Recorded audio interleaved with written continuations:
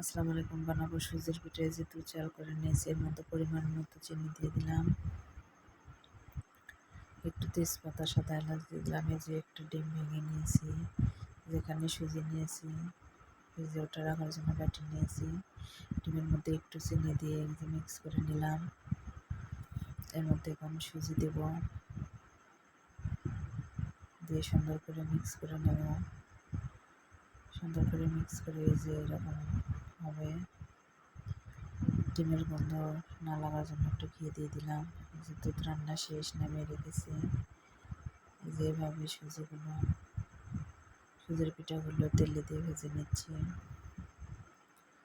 এই সুন্দর করে ভেজে নেওয়া হয়ে গেছে। এরকমভাবে এইগুলো এখন দুধের মধ্যে দিয়ে দেবো। কিছুটা চামচ দিয়ে দিলাম এবং কিছুটা হাত দিয়ে দিচ্ছি যে কীরকম সে বসে। চামচেরগুলো বেশি সুন্দর আসে। পরে এই যে হাতে ওঠানোগুলো দিয়ে দিচ্ছি, যে দুধ চাল করা দুধের মতো।